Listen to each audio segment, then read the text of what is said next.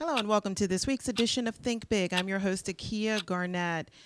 Let me ask you a question. Are you always late? Do your friends have to tell you to show up earlier than everybody else? What about fashionably late? Is that a part of your regular daily repertoire? How and when we show up affects everything we do and how others perceive us as well.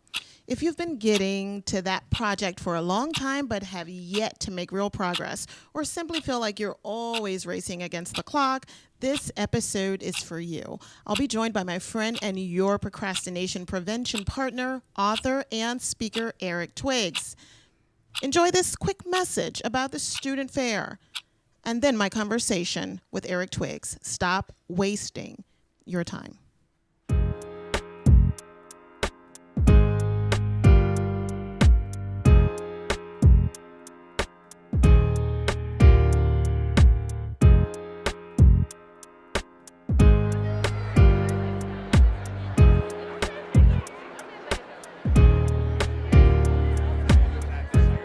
The Black Student Fund has been around for more than 50 years, and it served as an important resource for many, many families in the area who may not have always felt welcomed to independent schools. For school heads and administrators like me, it's a bit of a party and celebration coming to this, not only seeing other school personnel, but to meet so many families, some of whom have traveled from a distance, and I think they know that this is the one fair where they're going to see all the schools in the area.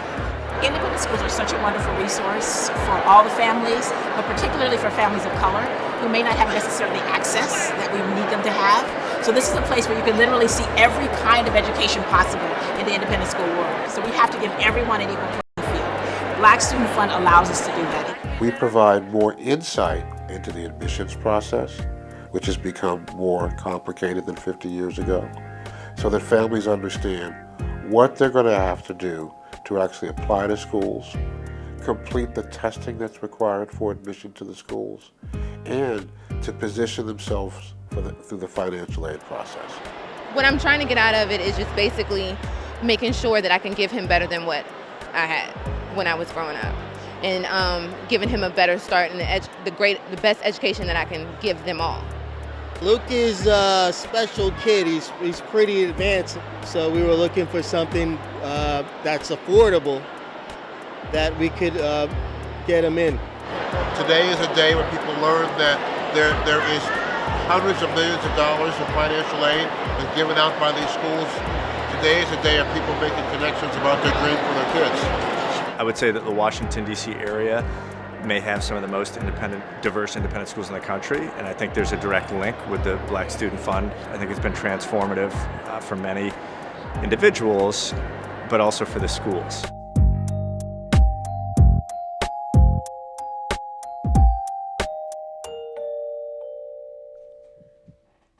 Welcome back. Thank you so much for being my guest, Eric. How are you? Excellent, Akia. Thank you for having me on your show. Awesome. Well, why don't we just take a few moments for you to just let our audience know exactly what your background is? I think that will help this conversation. Okay, so in the book, I talk about how I've had over 28,000 coaching sessions. And that's really where I got a lot of the experiences that I talk about and was able to articulate some of the challenges and struggles people have with procrastination. So I spent over 8 years of 12 to 15 coaching sessions per day, 5 days a week, Wow. just talking to different entrepreneurs. And then prior to that, I have 10 years experience of supervising 500 or more people, having 500 employees reporting to me. And then for the last 6 years, I've been a professional speaker. Wow, so that's pretty impressive, Eric. Thank you so much for sharing your book with me. I have been sharing this book this week, and I'd like for you to take a look at it. It's called The Discipline of Now, and it's 12 practical principles to overcome procrastination. Thank you again for sending the book to me because it's just great. I mean, it's not a book that you read from cover to cover, of course. I am reading it and still on the first exercise. I want to take my time and make sure I get it right. But how did you come up with each step? Well, it's interesting. So when you look at procrastination, it's got so many different layers to it. So one thing from dealing with all those people I just mentioned, if there's someone that's stuck, 80% of the issue I found dealt with their mindset. and only 20% was like a skill set or a tactical issue. Right. So I've learned the hard way that before we can really unpack procrastination, we have to address the mindset. So I came up with a model, and the first step on that pyramid is your attitude. Right. I mean, one of the things you mentioned in the book is that most people think they know what procrastination means already. Right. What and how do you actually define that term? Well, procrastination is delaying the task that you know you need to do. And you know within yourself, there's certain things that you know you should be doing. Right. You know you should be working out. You know you should be doing certain tasks, but for various reasons, we don't do them. One thing I talk about in the book is that we can't confuse prudence with procrastination. Right. So sometimes because you're not taking action, it could be a good thing. For example, if you're starting a business, it may not be the right season for you to jump right into it Right. and just abandon your full-time job. Correct. There's a season to do your research. But procrastination is when you know it's time to move. You Right. know Yeah. it's time to do Well, there something. must be some term in between prudence and procrastination then, do you think? Well, Let me ask you, for the topic procrastination and your book, how does it differ from other time management books that are out there? Well, and I'm an avid reader. Right. And one of the things that frustrated me was a lot of the books provided you with kind of cookie cutter, one size fits all answers, like, oh, you have to be an early bird, don't check email before noon. But that, depending on what you do, that Right. could cause problems for you. Right. So I designed my book to be tailor-made and provide specific tools based off of wherever you are, based off of your personality, based off of genetics. You can find things within the book to help you out. And the other thing is that I made it short, quick, and Right. easy to read. It is a great read. And 100 pages. I know. I mean, and the fact that you had Dr. Willie Jolly write the foreword is amazing. Yes. Congratulations to Thank you on you. that. It was a Thank great you. foreword. Thank and you. even that was right to the punch. So, Yes. Again, kudos for that. Now, who exactly is this book for? Well, it's for that individual who has the entrepreneurial mindset that's looking to go from good to great. That's really who the book is for. So you can have the entrepreneurial mindset and be working within an organization. When I say entrepreneurial mindset, it's that desire to really take control of your future. You're not just sitting back waiting for someone to pick you.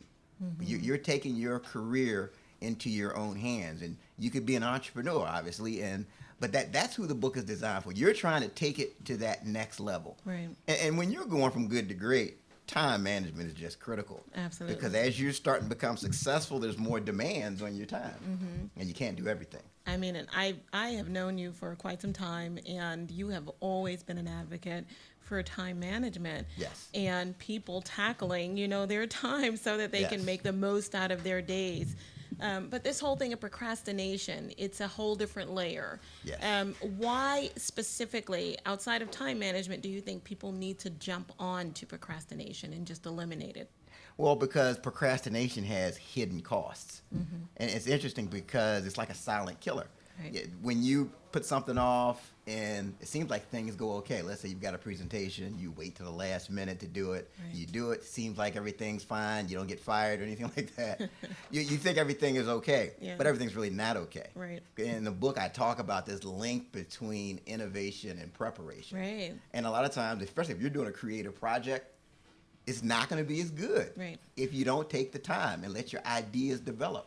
Yeah. And you find yourself not getting ahead, Right. and you don't understand why. And it could be because the quality of your work wasn't good because you procrastinated. One of the things I love that you say is that some people will say, "Oh, I'm pressure prompted. I work really, really well under pressure." And Right.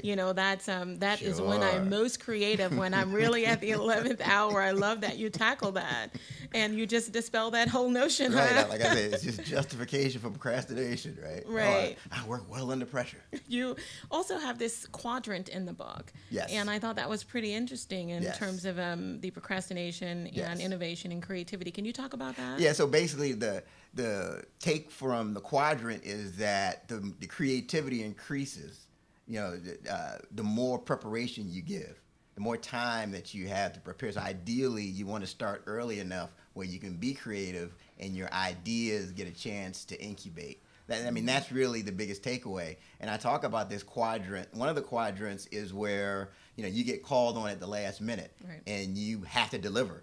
And let's say it's a minister, and you have to deliver that sermon. You get last minute notice. But you can deliver because you've got so much time in and you've practiced. Right. And you've gotten so skilled at your craft. But people look at that from the outside and think, oh, well, I can do that too. Right. He got last minute notice and it went great. But no, you're not in his situation because he's been doing this for years and years and years, and all his hours of preparation have prepared him for that.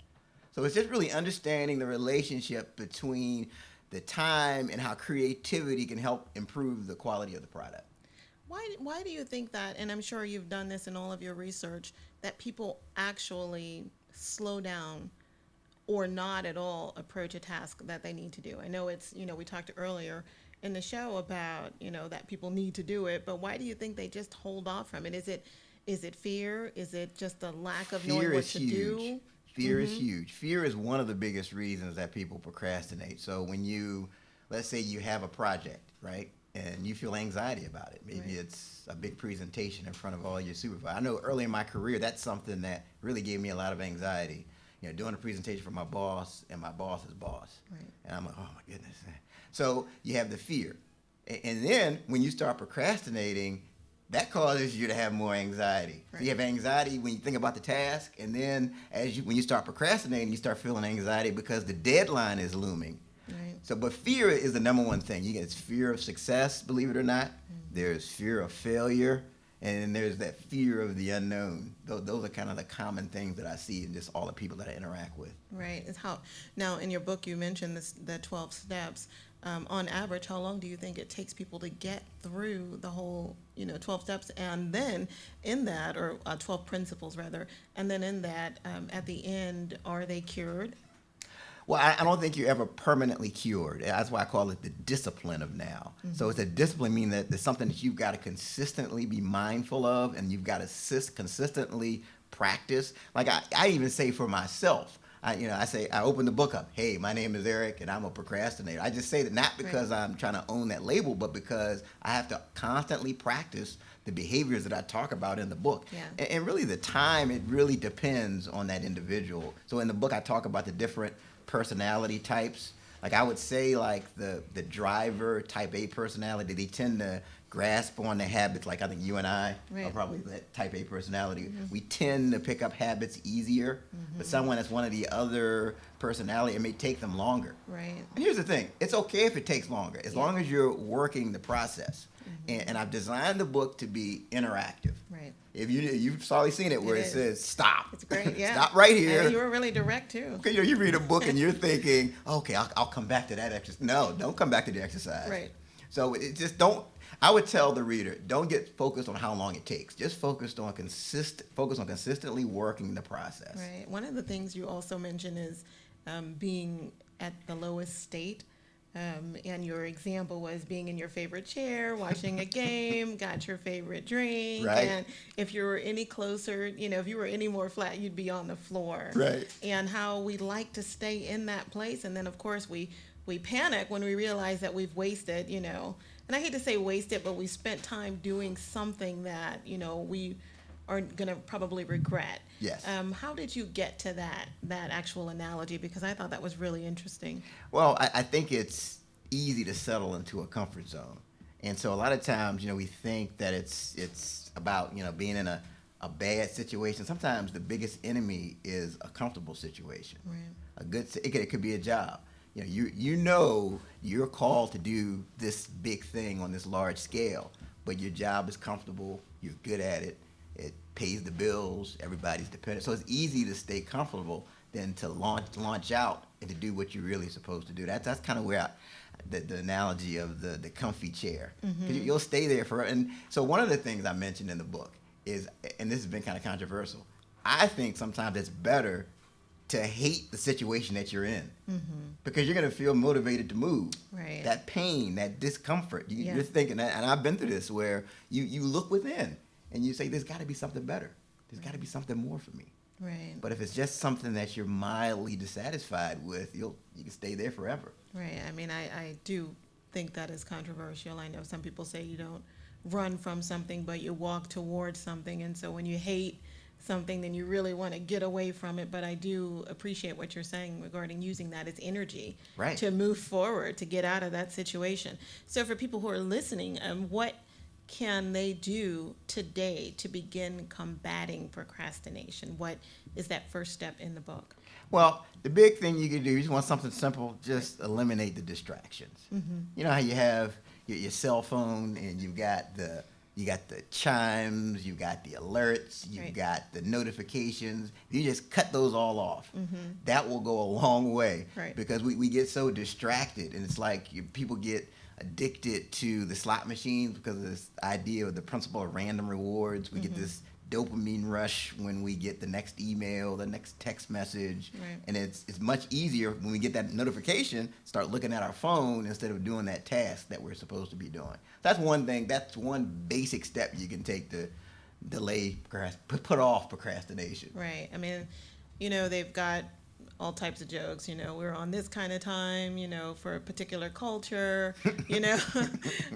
People, say, oh, our clocks are different. Some people are always early or always on time, and others are just comfortable strolling in late. Do you really think that there is a difference between the way people perceive time? Yes, I think that's huge, and I think it can cause arguments in a lot of cases because, like, I have friends where, so for me, if you tell me that this thing starts at 9 o'clock, for me, 9 o'clock means 8:45. Right. That's when I need to get there. I need to kind of make sure I'm ready. But for some people, 9 o'clock means 9-ish. Right. 9:10, 9:15, and they're okay with that. So it can create some friction because people do have different meaning, apply different meanings and deadlines. Right. For some people, deadlines are just a suggestion. Right. I know quite a few people. Oh yeah, so do I. Right. And it can be frustrating. Absolutely. But I guess you just kind of learn to go with the flow in that instance. Knowing when people are going to show up, you kind of, let them know what time you want them to show up, and then you show up a few minutes later because they were going to be late anyways. But I do think it helps to communicate, though. Yeah. And to kind of, especially if it's in a work environment. Mm-hmm. Because I've had employees that have the same thing. If I say the meeting starts at 9 o'clock, Right. I have employees I know they're going to be 8:30, Right. sitting in the front row, ready to write. And I've got others that are going to stroll in at the last second blaming traffic. Right. So you really have to communicate your expectations. You can't assume that, and the mistake I used to make, I assumed everybody viewed time the same way that I do. Was that always, is that innate to you? Was it, as a child, did you see time the same way, or was it kind of a learned habit? Well, when it came to deadlines, I saw my father. And my father, he got up at the same time every day. He went out every day. And to this day, he's never late to anything. Like, if he's late, I would be shocked. I'm like, there's something wrong with me if he's late. But that's kind of, I've modeled that. So a lot of my passion for being on time started by watching him. Right. And does it annoy you when others are not on time? Yes. Yeah, it can. It can. Right. When do you speak up about it, and when do you just kind of say, oh, I'm glad you showed up, and let's keep on moving? Well, definitely, if it's someone that works for me, I'm going to acknowledge it one way or another. Right. Because I think it's important, and because a lot of times, again, with the perceptions, people perceive if you're late. There's some people you can be late, and it's like, oh, hey, no worries. And it really depends on what it is too. Yeah. But if it's a social event, Right. that's one thing. But if it's something business related, and we've got timelines and people waiting, and because sometimes people set time in a business setting. Right. If I have a client, they've set time to meet with me at a particular time. If I show up late, they're thinking, oh, he doesn't care about my time because I could have been doing something else. Right. I delayed this time with my family. Right. So those are things we just need to think about when it comes to that. When we opened, you said that, and you mentioned this in the book, that you are a procrastinator. Now, I know you mentioned just a moment ago that you're always on time, and those two things are different. What led you to take on that term procrastination for yourself? What did that mean to you? Well, it just kind of some of my experiences. So for me, being on time wasn't the big issue. It was just about really being clear on what it is I wanted to do. And I think a lot of people procrastinate because they're not really motivated. They're not clear on ultimately what it is that they want to do. Right. And that's a key thing. And I talk about in the book some experiences that I had. So it kind of started with, I was in college. I talk about this in the book, and and at that time, time, I figured I had plenty of time.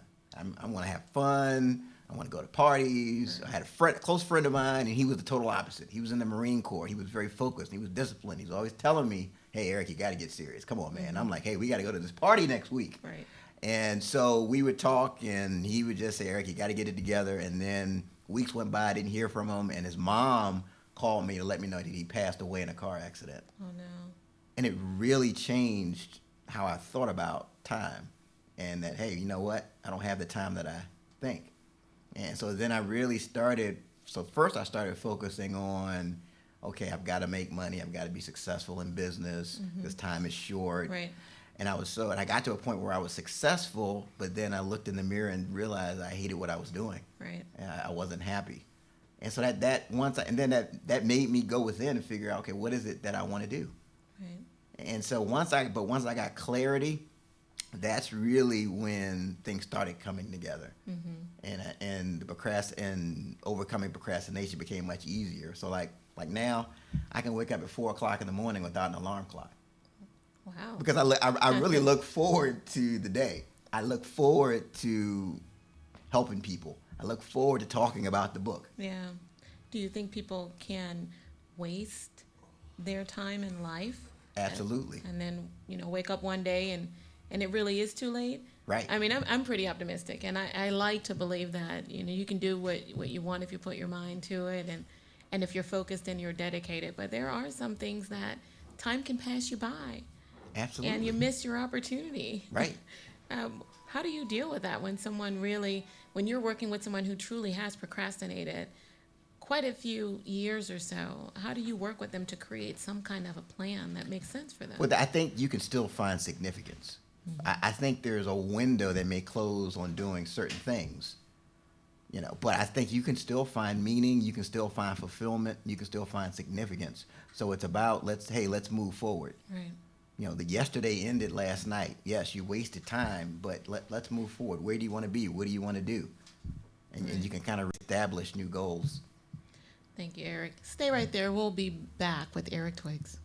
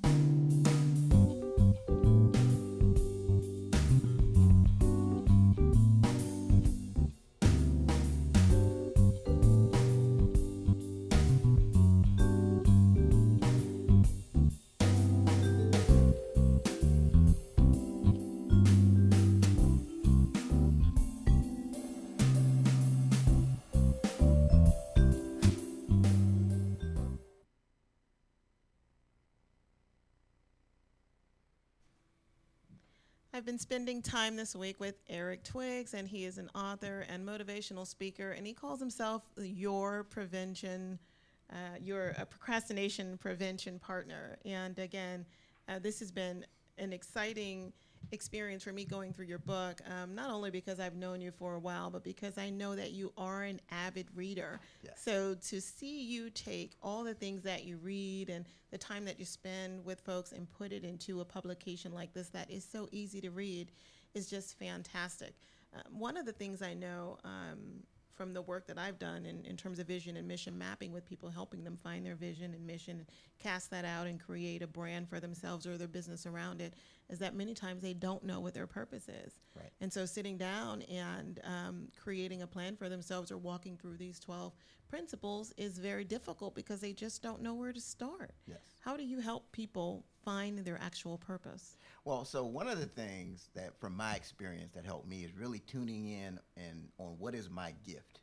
You know, what is that thing that I do that whenever I do it, it's labor intensive, but it gives me fulfillment. Right. And then people tend to always respond positively when you do it. So once for me, it was speaking. When I went through this period where, yes, I'm in this corporate job, I'm having success, but I'm miserable, I started honing in, what is it that I do that I really enjoyed? Oh, it's when I was a corporate trainer and I was standing up in front of people teaching. Oh, man, I could just do that all day, every day. And I just started focusing on how do I do that more? Right. And so my advice to the viewers would be to find that gift, and everybody has one. And how can you operate in it more? And when you start operating in your gift, you find that more opportunities start coming for you to operate in your gift. Right.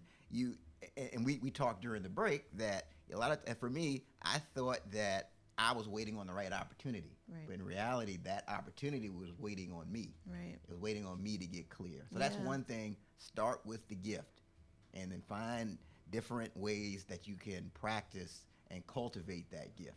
Right. But, regarding procrastination or time and timing in life, I've heard people say, well, if this is not happening in my life right now, it's because it wasn't supposed to happen, and that whatever is happening today is the way that it should be. If it were supposed to be something different, then it would be. How do you respond to that? Well, you have to take ownership. You have to take ownership for where you are. And I think a lot of times we underestimate the amount of action and activity it takes to get to where we want to be. And so the other thing, as we're talking about this idea of purpose and finding it, and I talk about this in the book, if you do exercises where you can kind of fast forward to the future, and this is going to sound a little strange, but if someone wants to get clear on what their purpose is write a letter to yourself, but write it from 5 years in the future, 10 years in the future, and have it be at your ideal place. So it would be, hey, Eric, it's me. I am a best-selling author, and I speak all around the world. So what are those specific things? And then you'll be surprised. So if you do it 5 years later, a lot of those things you'll find come to pass. Right. So. How did you narrow down, I guess, on the actual authors that you really like? Because as I mentioned, and I've known this about you, that you have read a lot. How do you choose which authors you want to listen to or hear from? Well, so I look at topics that, I see that people are challenged with, topics that are like time management, motivation, those types, like Willie Jolly. I read his book, Your Setback is a Setup for a Comeback. Yeah. And that really, I'm like, wow, that really changed the way I looked at moving forward and just looking at some of those stories. So if I can identify with the author and a lot of the struggles that they went through. Right. Because, a lot of times you see someone that's at a certain point and you think, oh, he's got it made. Oh, yeah, it's a piece of cake for him. He's just a natural. Yeah. But when you can identify with the author and the particular struggle that he went through. So I try to find authors that I can identify with, and then I do topics that I'm interested in. That's how I. Right. I mean, and you mentioned that you yourself moving from being in that corporate job that you were in to actually being back on the stage as a motivational speaker and working with people. How long did that process take for you, and was it painful? Yes, it was very painful. because I went through kind of those moments where I really still wasn't clear Right. on I knew what I was doing at that time wasn't it.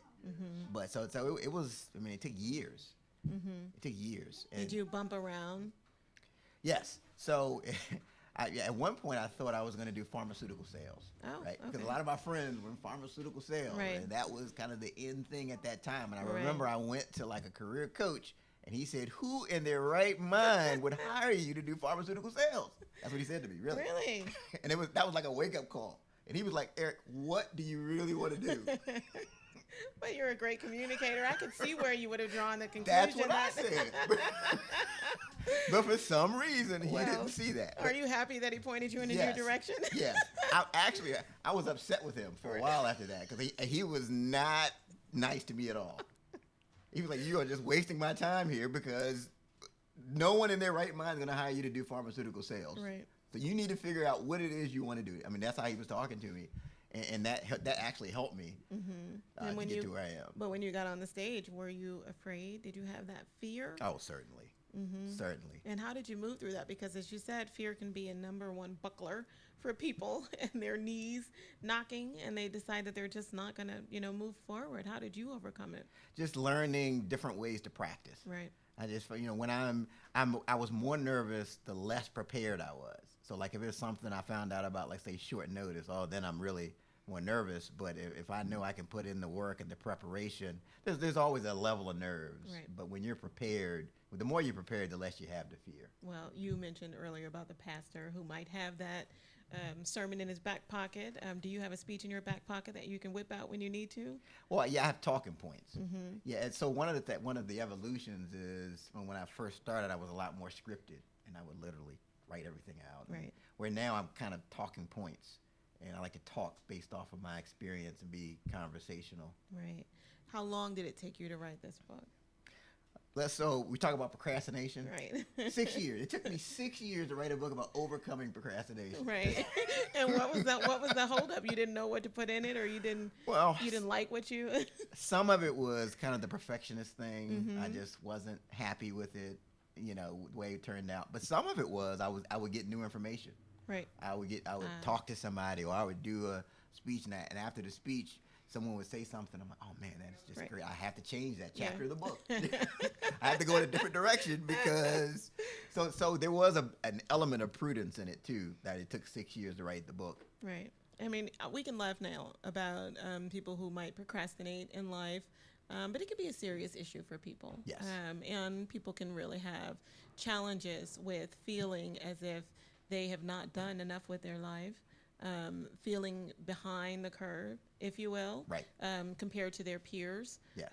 Feeling, hopeless, like it's just too late to jump in the game. I mean, I'm always inspired when I see someone who's, 65 who decides to go back to medical school and they do it and they become a doctor and they don't care that they've, got fewer years to practice, but they're happy.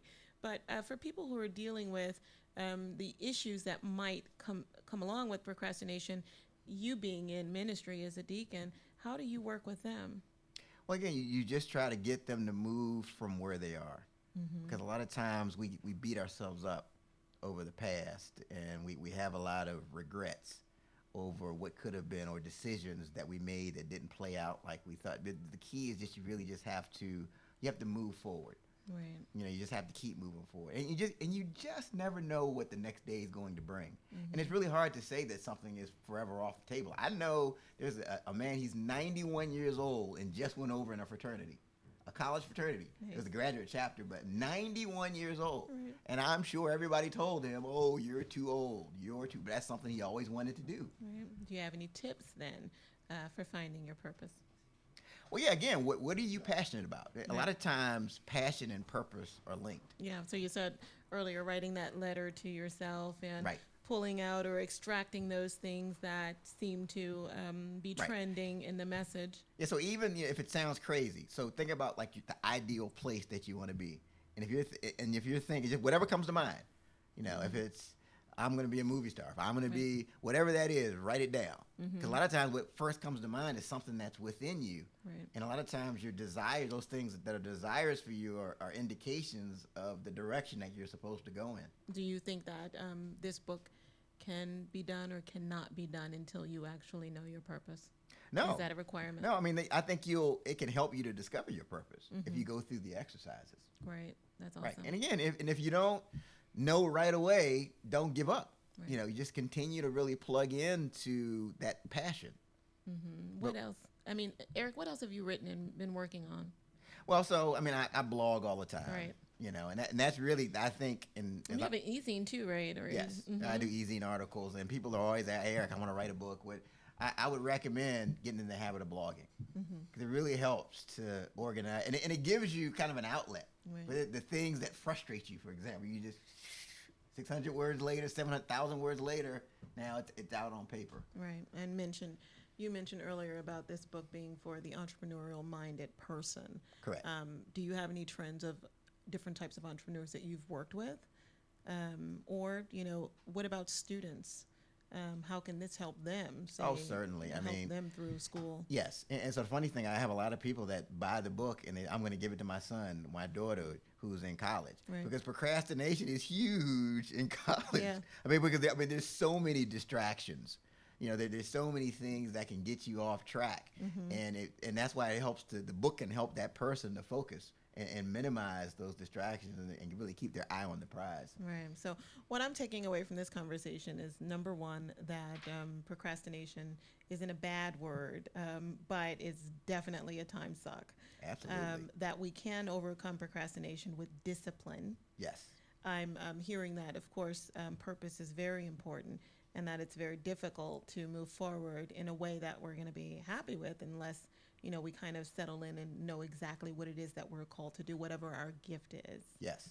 What else should I be taking away from this conversation? So the other thing is, I talk about attitude is like the first rung, and a lot of times we self-identify in a negative way and say, I've just always been a procrastinator. I'm such a procrastinator.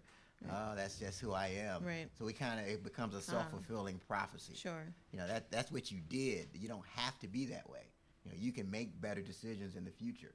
And that's kind of goes back, we've talked earlier. I mean, a lot of times we beat ourselves up. And so the big thing I want the viewer to take away is that just because you procrastinated yesterday doesn't mean you have to today. Right. You can, and a lot of times you're surrounded by people that are always telling you, oh, you're always late. That's Eric the late guy. Right. But you can make different decisions. You don't have to wear the label. Right. So that reframing or reshaping our perception of self sometimes is required in order for us to really behold the principles that you lay out in the book. Yes, because if your mindset is wrong, you will not move forward. Do you think that there's any additional secrets that people need to know about procrastination? Well, again, it's not just someone being lazy. That's the big thing I've discovered. Most people want to succeed on some level. Right. No one goes home at the dinner table, wow, I'm just horrible at my job, honey. It's a wonder they keep me around. Right. People want to succeed. So there's a lot of layers to procrastination. And it's just about kind of figuring out, I talk about awareness in the book, becoming aware of what your issues are and put that plan in place to move forward. Right. Where can people find you, Eric, if they want to have you come in, do a workshop, whip them into shape when it comes to time management? That's right. So you can visit my website, ericmtwiggs, TWIGGS.com, ericmtwiggs.com. And to access the book, it's ericmtwiggs.com/The Discipline of Now. Do you have a testimony? Absolutely. I mean, my testimony is that, I went from someone who didn't know their purpose and, didn't have the passion to now I've, written a book and I'm looking to help other people. Right. And that's kind of where I want this to go, where I can touch as many lives as possible, kind of just sharing my story. Right. It's not easy for me. It wasn't easy for me to get to this point.